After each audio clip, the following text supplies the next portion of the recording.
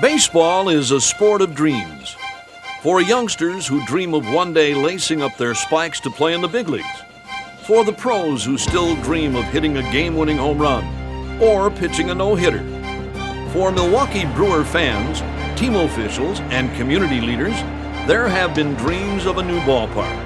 A bold vision of the most unique ballpark in all of baseball.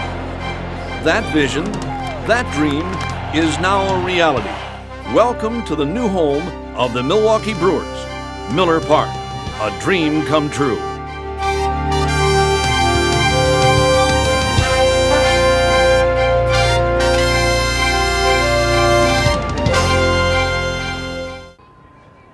Hi everybody, I'm Bob Uecker.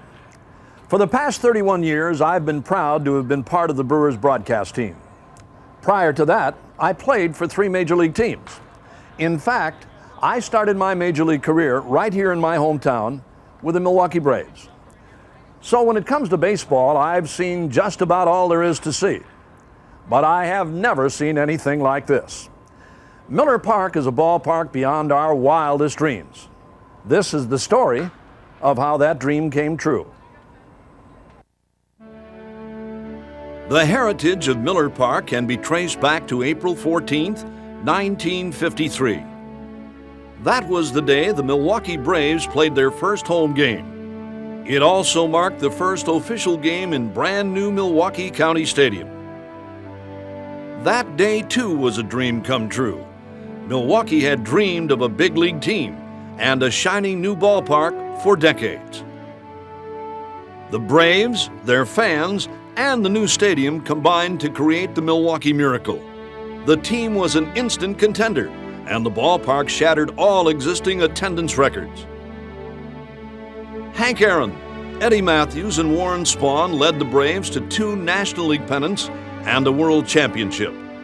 The stadium also became the part-time home of the Green Bay Packers. Sadly, Milwaukee's dreams were dashed when the Braves left town after the 1965 season. But thanks to the work of Bud Selig and others, baseball returned 5 years later with the birth of the American League Brewers. Boomer, Bambi's Bombers, Harvey's Wallbangers, Molly, Gumby, and the Kid all became legends. In 1982, the Brewers won the pennant and brought Milwaukee another World Series. County Stadium was the site of many wonderful moments. The 0-1 pitch. Swings, and there it is! A base hit into right center. He's got it. 3,000 for Robin.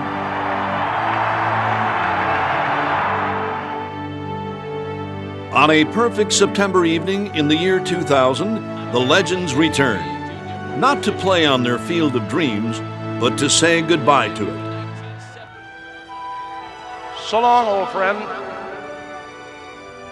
And good night, everybody.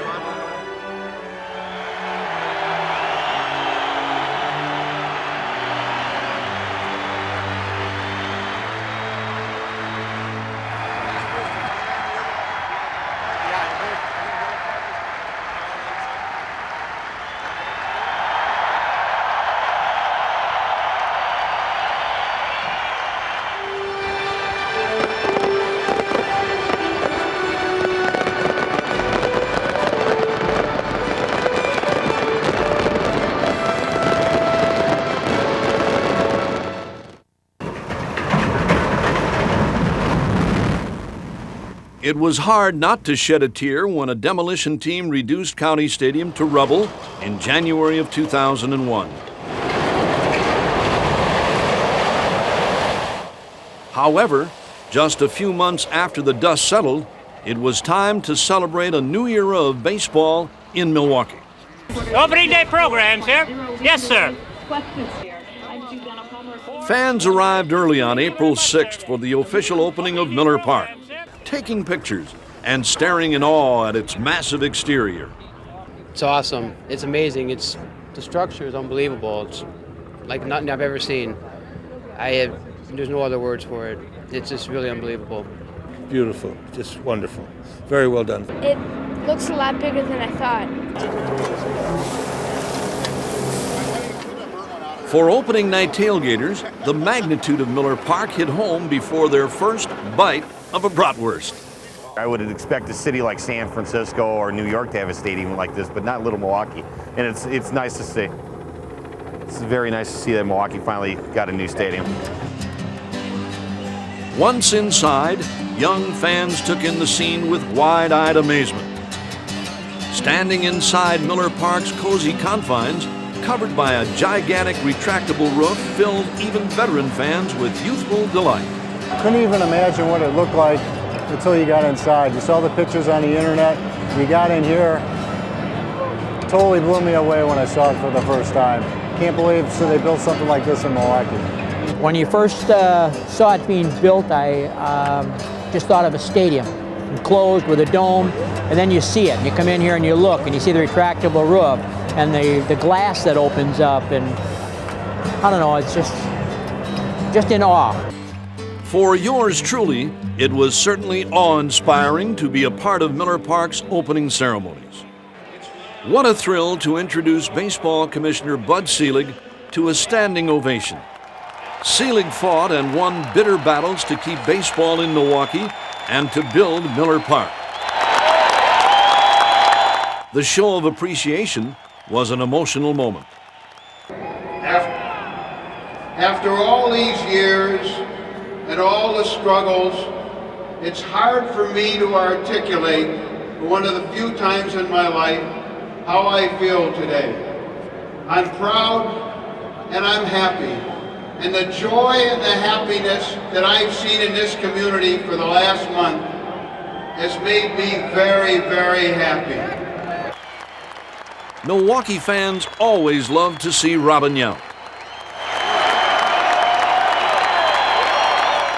What an honor it is for me to be here to share with you the opening of this beautiful ballpark. When I recently toured this facility, I was in awe. I truly wanted to put the uniform back on and play again. It was a presentation befitting the new Palace of America's pastime. Who better to throw out the first pitch than the President, George W. Bush? It was the first time any sitting U.S. president attended a Wisconsin sporting event. The flash of fans' cameras recorded the historic moment. The pitch, low and a bit outside, but fans cheered nonetheless.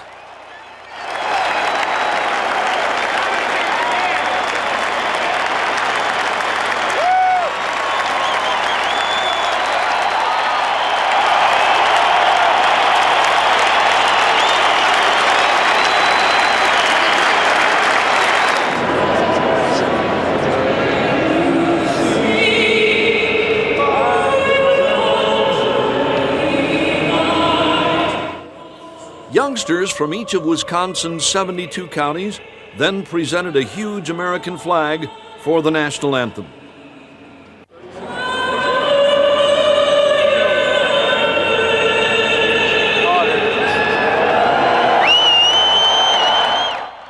As the final verse filled the ballpark, Challenger, an American bald eagle, swooped down from the rafters to the pitcher's mound.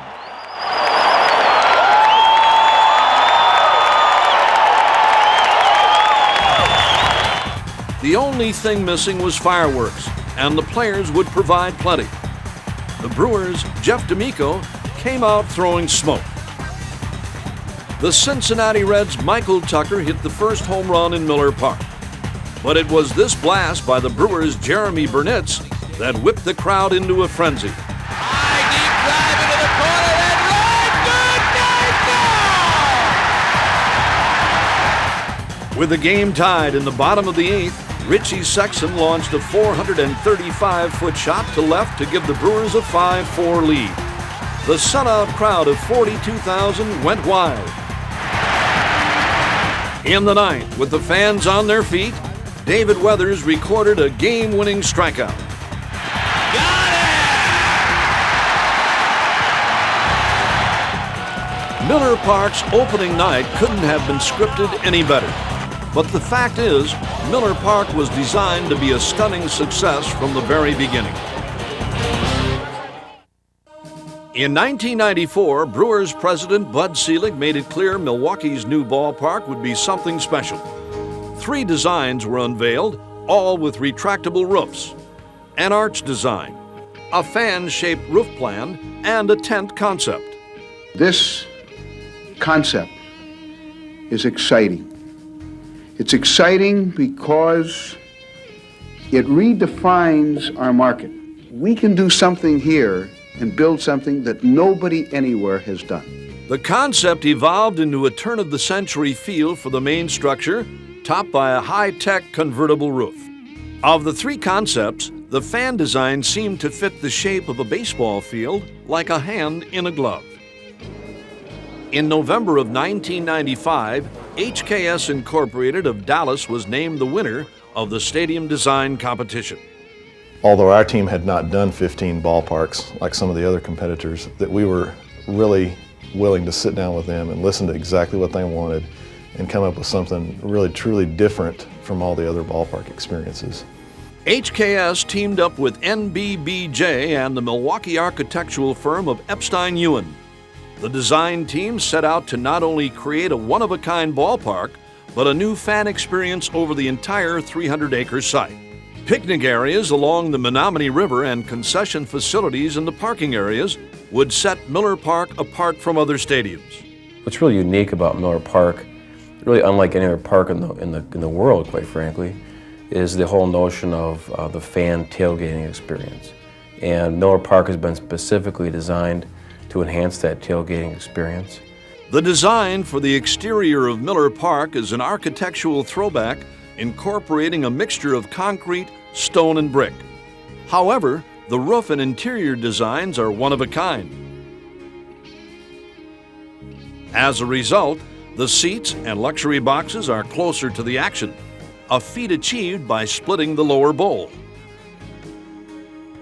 And what it also did, that hasn't been done previously in baseball, was that it allowed everybody to walk in from outside the building on grade level, walk into the main concourse level, and then walk up behind the back row of seats, which is now the 20th row, and have an incredible view of the action as they're walking into the ball game.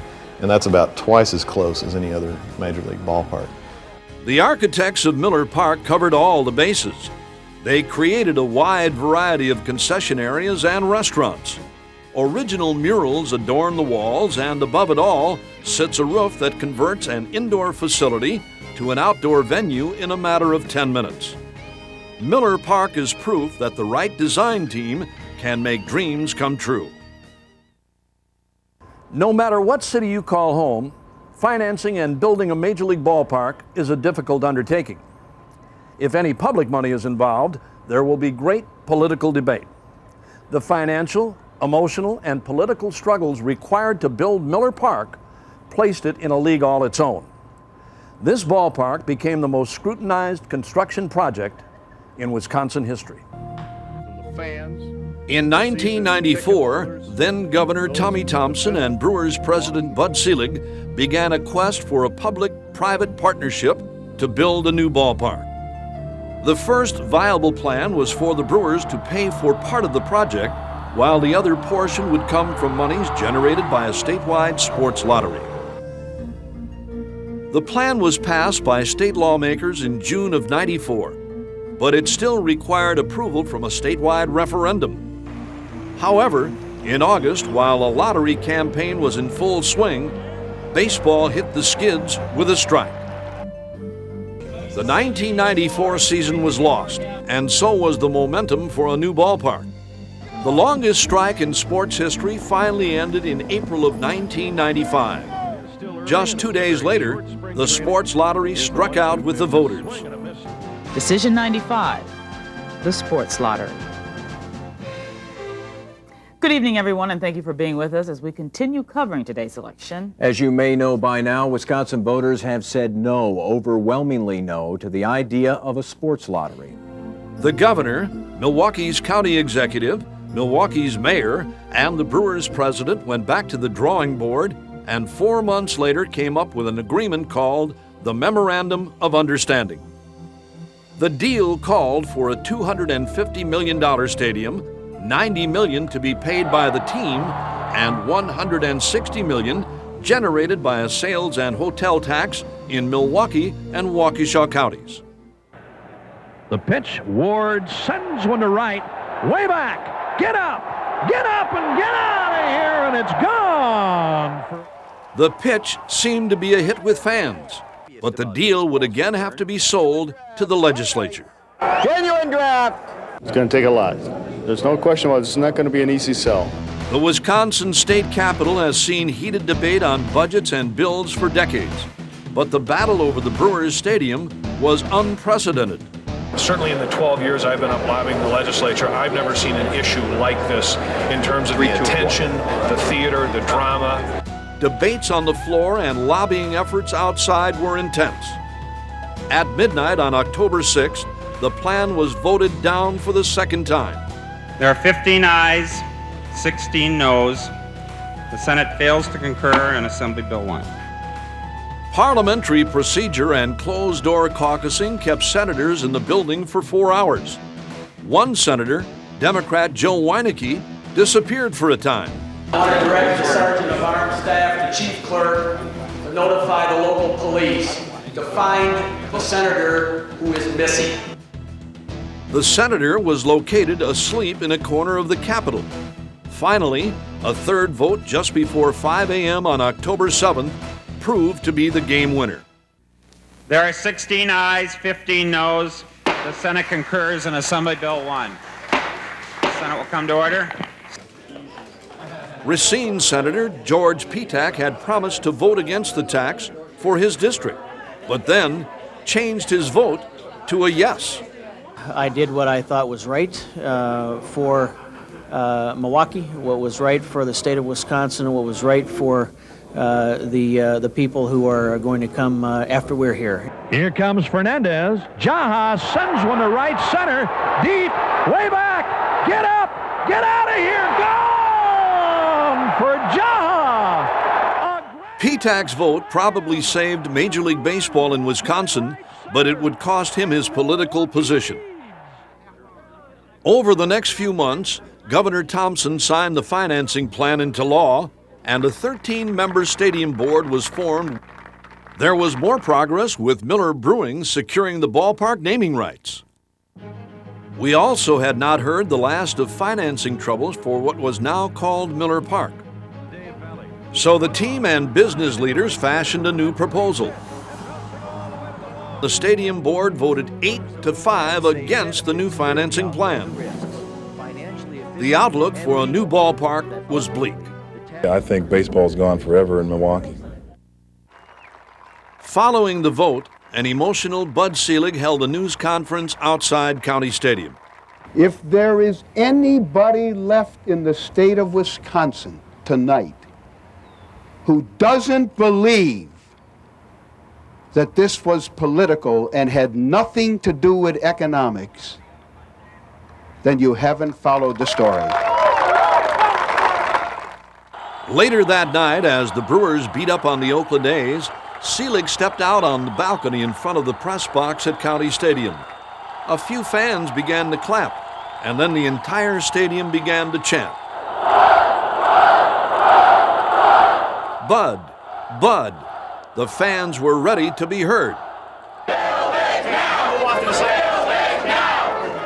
The following day, a mob scene greeted Governor Thompson as he arrived for a meeting with Selig at County Stadium.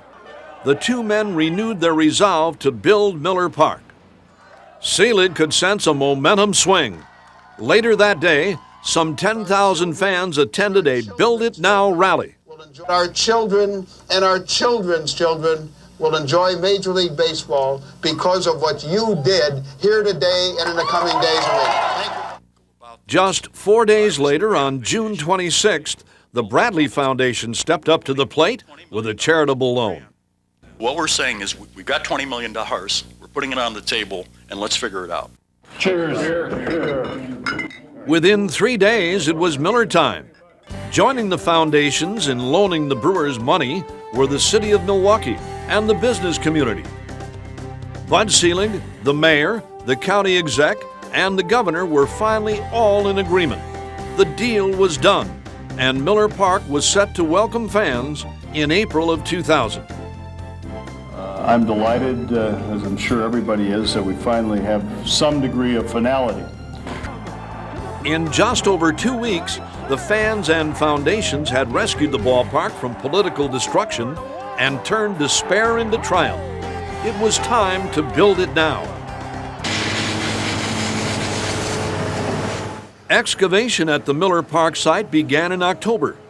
On November 9, 1996, the official Miller Park groundbreaking drew politicians, past and present, baseball legends, and 15,000 fans. I think the Brewers are gone. I didn't think we had a chance at this. We do, and we're here. Thank you. It was a day for souvenir baseballs and celebration, a historic day shared by the young and young at heart. One more time, don't move. As fans relished in the turning of ceremonial soil, Bud Selig thanked them for keeping baseball in Milwaukee. When this park is up, and the next generation or two are enjoying it, remember, it was decency and your will that produced it.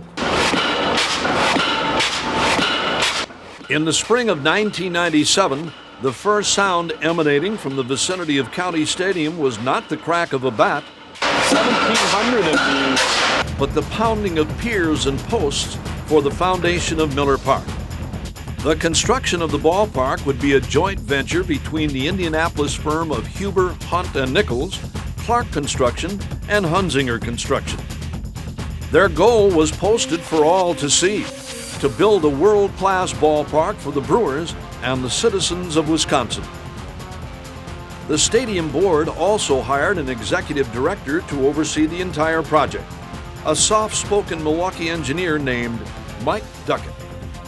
He had a great temperament for the job. He was very low-key, very analytical, but really worked through the problems. That was a very critical hire we made, and it was obviously the best hire we could have made. He was the right man for the job. Under Duckett's watchful eyes, foundation work and the erection of the seating bowl progressed quickly. Soon concrete flowed into the bowl and the track beam on which the massive roof would roll. On the 2-year anniversary of the groundbreaking, the project was beginning to resemble a ballpark and dwarf nearby County Stadium. The immensity of the project was beginning to sink in.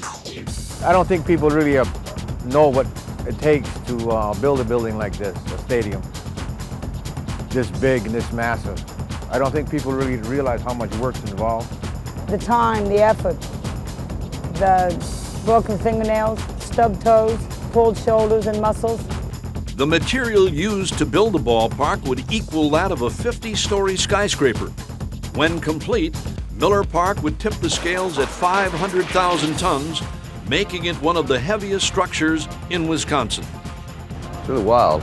You know, everything that you're doing out here, everything that you get is heavy, nothing light about it. At its highest point, Miller Park would reach more than 300 feet, 3 times taller than County Stadium. One of the world's largest cranes, nicknamed Big Blue, was assembled from 150 semi-loads of parts on site. The crane's mass stretched more than 500 feet into the sky in order to lift sections of the gigantic roof into place.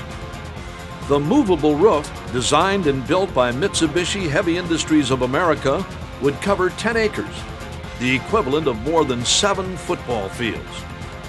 At peak times, as many as 750 men and women were working on site. Miller Park was now a, but one still under a political and media microscope. Every little thing that happened in Miller Park was a big deal. And every molehill was a mountain. And that was a challenge that the workers had to fight their way through. The district board had to fight their way through. The Brewers dealt with on a daily basis. That just made it all that much more challenging. Yet for the workers, especially the iron workers who were riding and fitting steel girders in the sky, success in the face of scrutiny was building pride. work. It's all hard work. It's big iron. It's hard. It's tough. But you get a real sense of pride, a real good feeling in your heart, knowing that you're doing something that not just yourself is going to use here. You know, the whole everyone in Wisconsin is going to use this. I feel like I'm building history here. This thing will be here long after I'm dead. People will be coming to this stadium for years after my work means something here. In July of 1999, spirits were rising with each piece of steel. Just after 5 o'clock on July 14th, everything changed. Big Blue was lifting a 450-ton roof section when tragedy struck.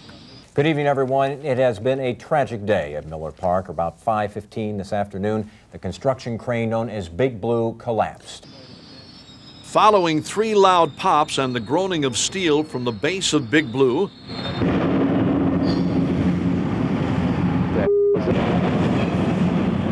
What's going on here? Okay, watch it, watch it! the giant crane toppled over the side of the stadium, smashing its load onto previously installed roof panels. As the mast of Big Blue fell, it clipped the basket of another crane inside the ballpark. 3 iron workers were riding in that basket as it crashed to the ground. Jerome Starr, Jeffrey Wisher, and William DeGrave were killed.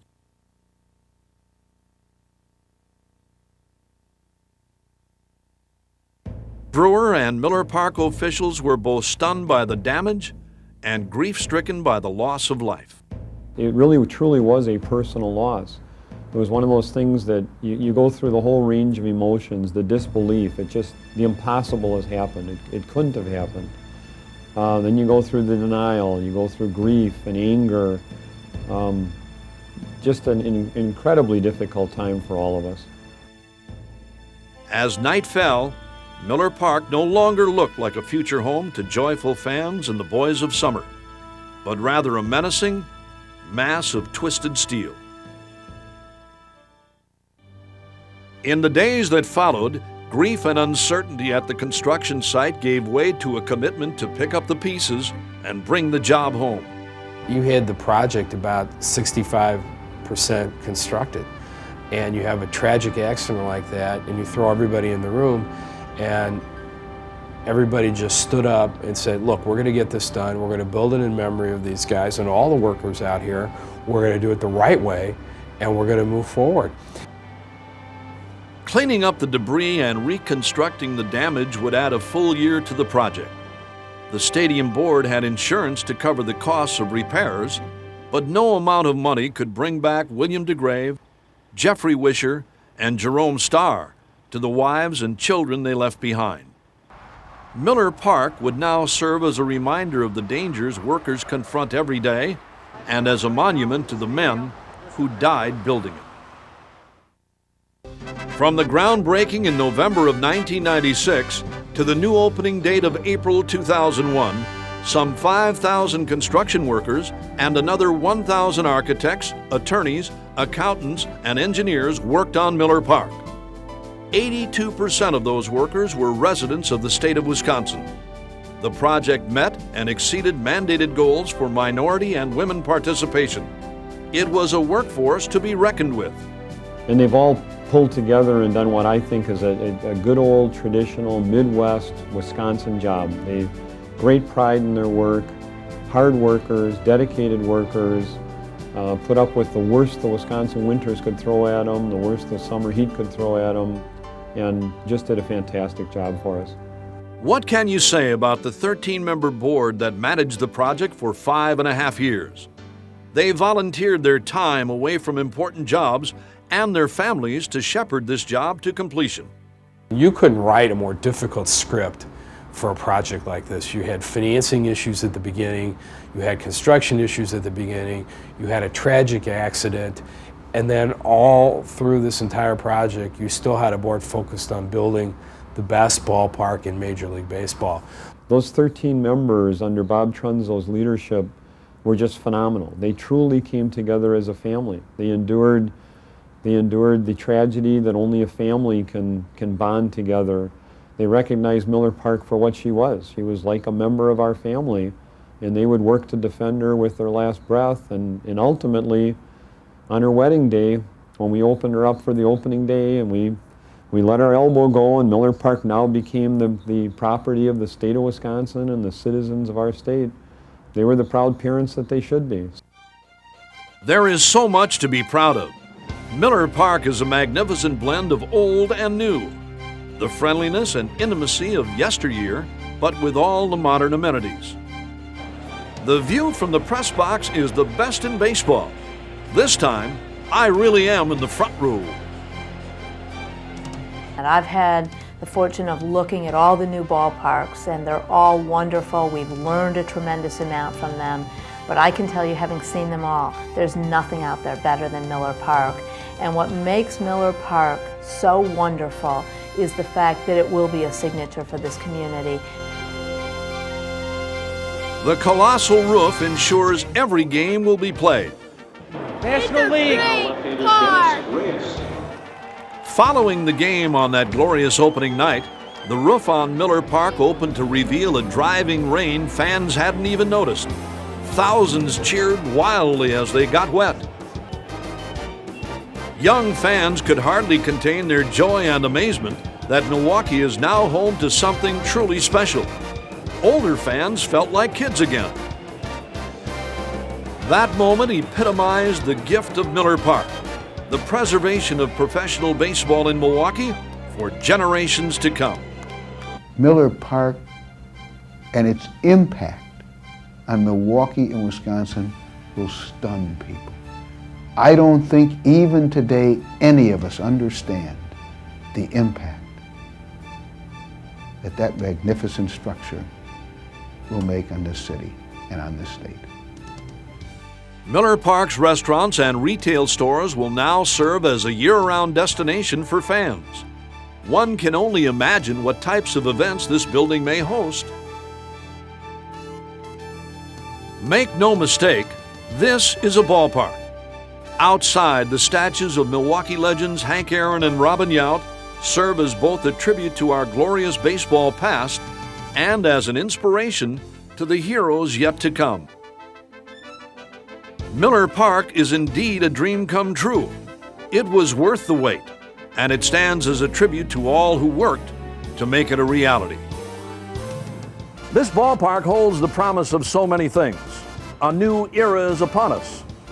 Inside Miller Park, the memories are waiting.